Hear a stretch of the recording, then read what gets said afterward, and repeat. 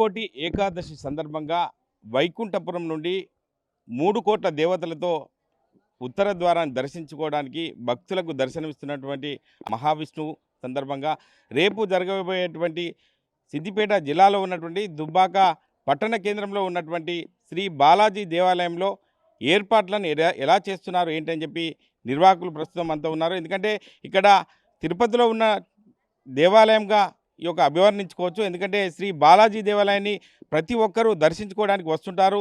సుమారుగా 30,000 పైచిలుకు భక్తులు దర్శనం చేసుకోవడానికి వస్తుంటారు. కాబట్టి దీనికి సంబంధించి నిర్వాహకులు మనతో ఉన్నారు. చెప్పండి, అంటే ఎట్లా ఏర్పాట్లను చేస్తున్నారు, ఏం చెప్తారు? ముక్కోటి ఏకాదశి సందర్భంగా బాలాజీ దేవాలయంలో వచ్చే భక్తులకు ఏ ఇబ్బంది కాకుండా ఏర్పాట్లు చేస్తున్నాము. పోలీస్ శాఖ వారు మరియు మున్సిపల్ వారు మరియు ఎలక్ట్రిక్ డిపార్ట్మెంట్ వాళ్ళు అందరూ వచ్చి వాళ్ళ అంటే ఉత్తర ద్వారం అనేది ప్రతి ఒక్క భక్తుడు దర్శించుకోవడం చూస్తారు. కాబట్టి ఏం చెప్తారు సార్, భక్తులకు ఏం చెప్తారు? జై శ్రీమన్నారాయణ. దుబ్బాక పట్టణంలో వెలుసున్న శ్రీ బాలాజీ దేవాలయంలో వైకుంఠ ఏకాదశి ఉత్సవాలు రేపు పొద్దున ఉదయం 5 గంటలకు ప్రారంభమవుతున్నవి.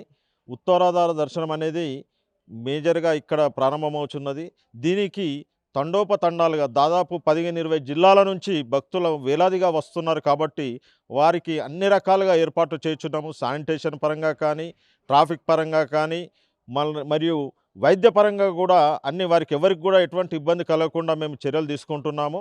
వీరికి అదేవిధంగా భక్తులు దేవాలయానికి విచ్చేయగానే వారు తన్మయత్వంలో మునిగిపోయే విధంగా, ఎందుకంటే వైకుంఠుడు వెంకటేశ్వర స్వామి అంటేనే అలంకార ప్రియుడు. అదేవిధంగా అలంకారంలో దాదాపు ప్రతి ఒక్కరు వచ్చి తన్మయత్వంలో మునిగిపోయే విధంగా ఇక్కడ అలంకరణ చేస్తున్నాము. ప్రజలందరూ కూడా తండోపతండాలుగా వచ్చేసి దేవుని యొక్క వెంకటేశ్వర స్వామి దీవెనలు పొందాలని మనస్ఫూర్తిగా కోరుకొంచున్నాను.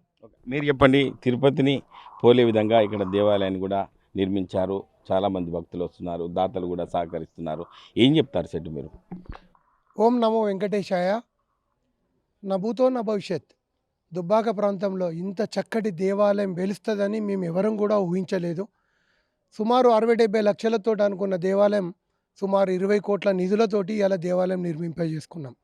ఎక్కడెక్కడో నుండి తెలంగాణలో ఉన్న జిల్లాల నుండి సుమారు సోదరుడు చెప్పినట్టు 25-30 జిల్లాల నుండి దండోపదండాలుగా జనం వస్తున్నారు. రేపటి నుండి రేపు సుమారు ఒక 30-35 వేల మంది దర్శనానికి వస్తారని, అదేవిధంగా వచ్చిన భక్తులందరికీ కూడా దేవాలయం తరపున మంచినీటిని, మజ్జిగను, అదేవిధంగా ప్రసాదాలైన లడ్డు, వడ, పులిహోర ఇవ్వాలని కూడా మేము అనుకున్నాం. వచ్చే భక్తులను ఒకటే విన్నపం చేస్తున్నాం, మీరు క్యూ పద్ధతిలో పాటించండి, సమన్వయంగా పోవండి, స్వామివారిని నిజంగా కళ్ళారా విందారంగా చూసుకోండి. స్వామి అలంకార ప్రియుడు. సుమారు మేము 80 రకాల పువ్వులతోటి స్వామివారిని అలంకారం చేస్తున్నాం. మీరు ఈ దేవాలయం చూడండి ఎంత అద్భుతంగా చేస్తున్నామో. మీరు వచ్చి మీరే వెళ్ళే ముందు స్వామివారి దర్శనం చేసుకొని వెళ్ళే ముందు చూస్తారు, మీరు ఎంత సంతోషపడతారు. ఎందుకంటే తెలంగాణ తిరుమలగా ప్రసిద్ధిగాస్తున్న దేవాలయం ఇక్కడ ఈ స్థానంలో ఇక్కడ దేవాలయం వెలసిల్లింది అంటే స్వామివారి కృప ఉంటేనే ఇక్కడ జరిగింది. గతంలో కూడా ఎంతోమంది మొక్కులు మొక్కుకున్నారు, వాళ్ళందరికీ శుభ ఫలితాలు వచ్చినాయి. ఎందుకంటే గరుడ ప్రసాదం ఇచ్చినాం మేము. అదేవిధంగా పెళ్లిగాలి వాళ్ళకు కూడా ప్రసాదాలు, అక్షంతలు, మనము దాన్ని బెల్లం కూడా ఇవ్వడం జరిగింది. ఇవన్నీ తీసుకున్న వాళ్ళకు ఫలితాలు వచ్చినాక చాలామంది వస్తున్నారు.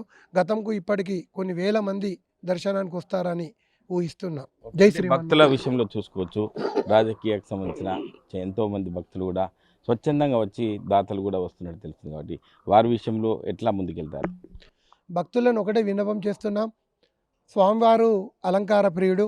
భక్తులు సమన్వయంతో వస్తూ మేము కూడా వచ్చే సంవత్సరంలో కూడా స్వామివారికి సుమారు 3 కోట్ల విలువైన కిరీటాన్ని అలంకరింపజేయాలి, మా భక్తుల అందరి చేతుల మీదుగా చేయాలని ఒక స్కీమ్ ఏర్పాటు చేశాం. గ్రామ్ బంగారం అంటే 11,000 రూపాయలు ఏర్పాటు చేస్తూ 3,000 మంది భక్తుల చేతుల మీదుగా ఆ కిరీటాన్ని స్వామివారికి అలంకరింపజేయాలి. ఆ కిరీటానికి వజ్రాలు, వైడూర్యాలు, రత్నాలు, కెంపులు, అదేవిధంగా వాటికి కావలసినవన్నీ పెట్టి ఆ అలంకార ప్రియునికి మనం కిరీటాన్ని కూడా భక్తులందరినీ మేము కోరుతున్నాం, మీరు ఈ దేవాలయానికి విరాళాలు విరివిరిగా ఇవ్వాలని మా ఆలయ కమిటీ పక్షాన కోరడం జరుగుతుంది. జై శ్రీమన్నారాయణ. అంటే మీ ఆధ్వర్యంలో ఇటువంటి మంచి కార్యక్రమాలు చేస్తున్నారు ఆధ్యాత్మికంగా కాబట్టి, అంటే మీకు ఎలా అనిపిస్తుంది, ఏం చెప్తారు? జై శ్రీమన్నారాయణ.